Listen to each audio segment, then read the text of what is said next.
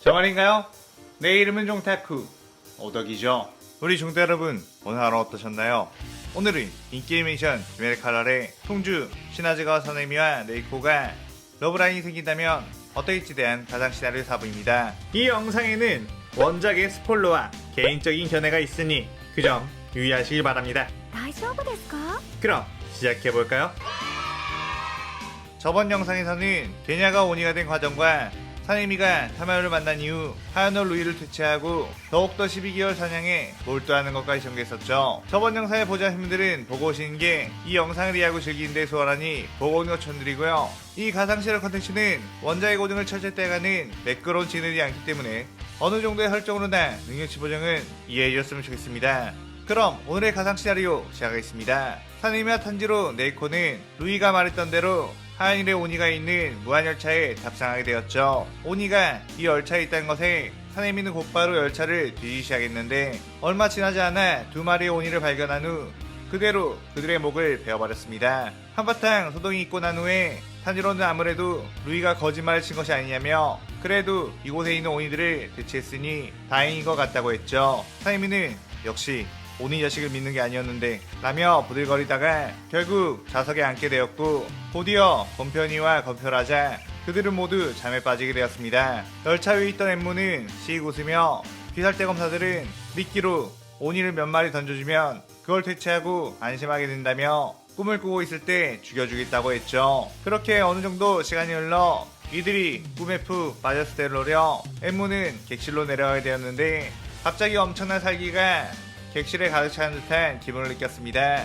엠무는 깜짝 놀라 분명 지금 모두 행복한 꿈을 꾸고 있을 텐데 왜 이러는 거지? 싶었죠. 하지만 그렇다고 해도 이들은 수면 상태 그대로 기습 공격을 해 죽이면 된다고 생각했습니다. 그렇게 엠무가 다가가자 사이미는 수면 상태에서 칼을 뽑아 엠무의 목을 베어버렸고 엠무는 어떻게 자고 있는 상태에서 자신을 뵐 수 있는 거냐며 당황했죠. 그러자 엠무의 수면 헬기술이 해제되게 되었고 사네미와 탄지로는 잠에서 깨어나게 되었는데 사이미는 피눈물을 흘리며 감히 나에게 이런 걸 보여줬겠다? 라고 하며 엄청난 분노를 터뜨리게 되었습니다. 사네미가 꿈에서 만난 것은 자신의 가족들 엄마와 게냐 그리고 동생들과 화기애애하게 지내고 있는 모습이었죠. 하지만 엄마와 게냐에 대한 죄책감이 극에 달해 있는 사이미는 꿈이지만서도 그들을 보고 오니에 대한 증오심이 뿜어져 나왔고 엠무가 접근하자 무의식 중에서 몸이 반응해 엠무의 목을 베어버렸던 거였습니다.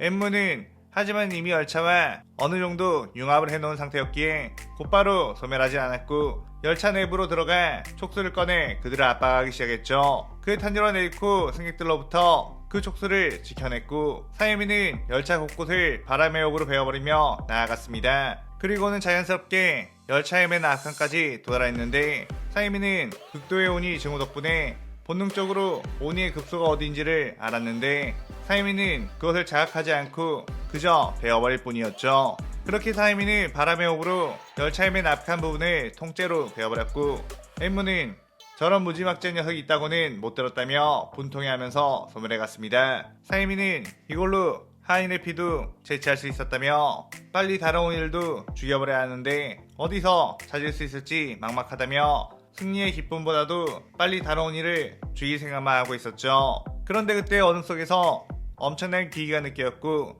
사이미는 곧바로 긴장하며 그쪽을 바라봤는데 그곳에서는 눈에 상현삼이라는 표식이 박힌 오니가 걸어오고 있었습니다. 사이미는 그를 보자마자 곧바로 바람의 호흡을 시전해 뛰어들어 공격을 했고 아카야는 이거 엄청 성질 급한 녀석이 있다며 그 공격을 방어했죠. 사네미는 베일에 쌓여져 있던 상현의 오니를 맞았다는 것에 흥분되기 시작했고 계속해서 다양한 공격들을 퍼붓었습니다. 하지만 확실히 그는 상현의 오니답게 압도적인 재생력과 신체능력을 가지고 있었고 사네미의 매서운 공격을 맞받아치며 치열한 공방전을 지르게 되었죠. 아카야는 사네미의 날카로운 실력을 보고선 이거 이대로 죽여버리기엔 너무 아까운 실력을 가지고 있는데 오니가 되어 나와 평생토록 싸우는 건 어떻겠냐는 제안을 했습니다. 그의 사네미는 입에 담지 못할 욕을 하기 시작했고 아카야는 아니 그 정도 제안을 할 수도 있지 너무 말을 심하게 하는 거 아니냐며 굉장히 서운해했죠.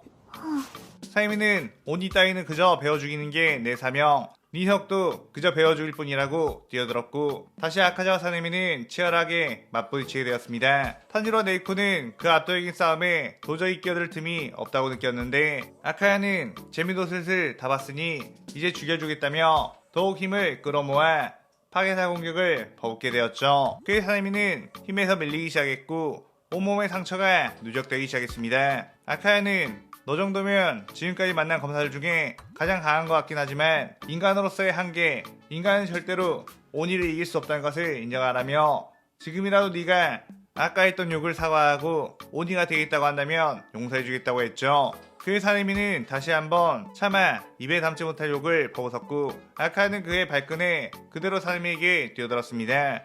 그런데 아카자가 공격하기 직전 사네미의 바람의 호흡이 아카자의 몸 곳곳을 베어버리기 시작했죠.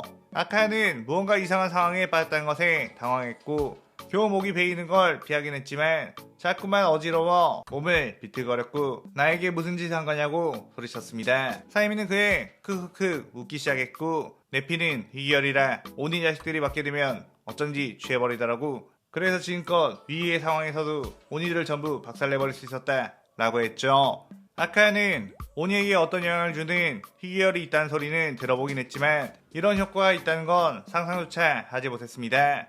사이미는 이 기회를 놓치면 안 된다는 생각으로 끊임없이 아카자의 몸을 베어내기 시작했는데 아카야는 취하기만 했을 뿐 아직 건재한 신체력이 있었기에 방어를 했죠.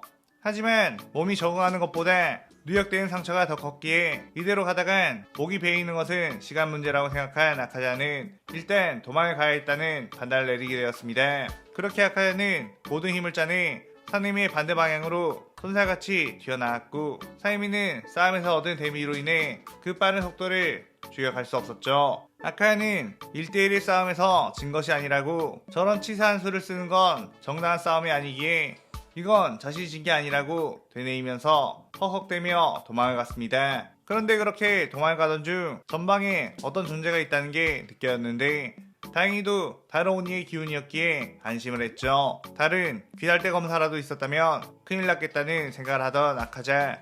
그런데 그 순간 갑자기 그 오니가 아카를 향해 혈기술 총알을 쐈고 아카야는 그대로 심장이 관통되며 큰 데미지를 입게 되었습니다. 아카자의 앞에 나타난 건 바로 걔냐. 아카야는 이게 지금 무슨 짓이냐고 화를 냈고 걔냐는 내가 강해지기 위해서는 더욱 강한 오니를 잡아먹어야 하거든. 마치 운 좋게 거물급의 오니가 이렇게 약해진 상태라니 라며 다가왔죠. 아카야는 이런 건방진 것이라고 하면서 케냐를 향해 주먹을 휘둘렀는데 케냐는 이미 힘을 거의 다 써버린 아카자의 공격 정도는 쉽게 피할 수 있었습니다. 케냐는 그렇게 아카자를 향해 칼과 총을 사용해 마구잡이로 공격을 해댔고 아카자가 쓰러지자 그대로 아카자의 몸을 뜯어먹기 시작했죠. 아카야는 저항해보려고 했지만 케냐의 이빨이 몸에 박히는 순간 왠지 모르게 몸이 마비되며 힘이 빠져나간다 했고 이 자식 너도 특이 체질을 가진 인간이었구나 라고 했습니다. 그렇게 케냐는 아카자의 온몸을 다 집어삼킨 뒤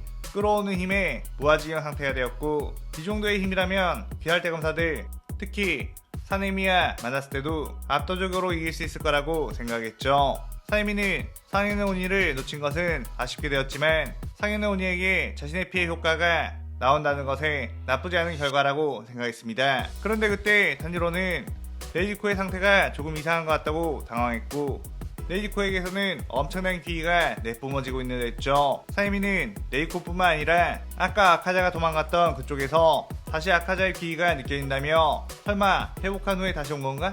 라며 긴장을 했습니다. 그런데 그쪽에서 걸어 나온 건 아카자가 아닌 바로 걔냐. 걔냐는 크흐흐 오늘따라 운이 너무나 좋구나. 이렇게 힘이 넘친 때 내 원수까지 만나게 되다니 라고 했죠. 사이미는 걔냐에게 걔냐 너 어쩌다가 그런 오니가 돼버린 거냐. 나랑 대화를 좀 해 라고 소리쳤습니다. 걔냐는 네 녀석 따위와 할 말은 없다며 그저 내 가족의 원수인 네 녀석을 죽일 뿐이라며 곧바로 사이미를 향해 혈기술총을 쐈죠. 그 위력은 엄청난 폭풍을 몰고 와 사네미를 덮쳤는데 탄지로가 물의 호흡을 사용해 그 탄환을 막았고 그 여파에 그대로 튕겨 날아가 버렸습니다. 걔네는 방해하지 마라 기살대 검사 라고 한 뒤 다시 한번 사이미를 향해 조준했고 사이미는 지금 자신에게는 체력이 남아있지 않아 걔냐의 저 공격을 막을 수 없다는 걸 직감했죠. 상혜미는 이대로 게냐의 손에 죽음을 맞이하는 건가? 하긴 나는 아무리 핑계를 대봤자 결국 가역들을 지키지 못하고 엄마를 내 손으로 죽인 건 명백한 사실. 이대로 게냐의 손에 죽는 것도 나쁘지 않을지도 라고 하며 눈을 감았습니다. 그렇게 게냐는 사네미를 향해 총알을 발사했고 그 총알이 사네미 심장을 향해 날아왔는데 그 순간 네이코가 덕혈을 시연해 그 총알을 받아쳐버렸죠. 눈을 뜬 사네미 앞에는 네이코가 각성을 한 상태로 으르렁거리고 있었습니다. 사네미는 네이코의 엄청난 귀기에 이 정도면 지금까지 만났던 하연의 오니들보다 훨씬 강하다는 걸 느꼈지만 본능적으로 네이코가 자신을 지키러 간다는 거 알아 어쩐지 따뜻한 기분이 느껴졌죠. 게냐는 네 혁은 뭐냐고 방해하지 말고 꺼지라고 네이코를 향해 접근해 칼을 휘둘렀는데 네이코는 그대로 그 칼을 피해 게냐를 발로 멀리 차버렸고 그 파워는 아카자를 흡수해 얻은 엄청난 신체능력에도 큰 데미지를 입혔습니다. 사이미는 지금까지 네이코는 저 정도의 힘을 내지 못했는데 도대체 왜 저렇게 된 거지? 라며 의아했고 탄지로가 몸을 추스린 후 다가와 아까 형이 아카자와 싸울 때 피를 내뿜자 그때부터 네이코가 그 냄새에 반응해 이렇게 되었다고 했죠. 네이코는 애초에 무장의 지배를 받는 다른 언니들과는 달랐기에 사네미의 피가 어지러움을 주는 효과가 아닌 오히려 몸의 흥분을 극도로 일으키는 각성 효과를 줬던 것이었습니다. 그렇게 게냐와 네이코는 서로 미친듯이 공방전을 치르게 되었고 게냐는 드디어 사네미를 죽일 절호의 찬스를 잡았는데 어째서 듣도 보도 못한 오니가 끼어들어 회왕을 놓는 것인지 이해할 수가 없었죠.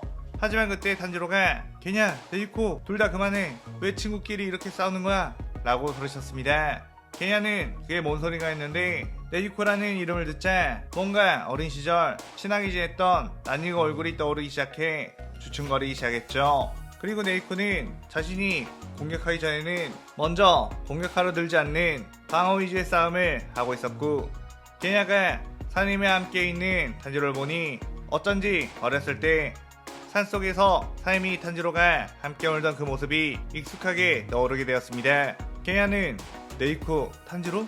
도대체 너희들이 왜 여기에 있는 거지?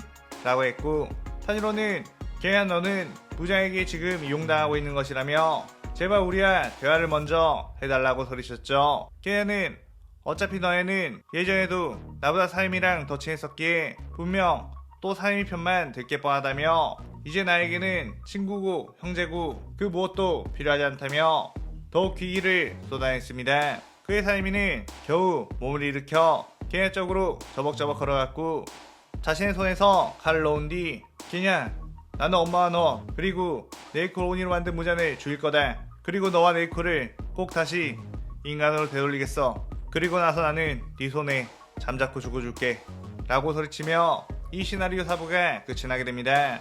이번 편에서는 사이미의 특수기술 발동이 네이코에게 버프를 주는 식으로 둘의 관계가 서로에게 이득이 되는 설정을 넣어봤어요.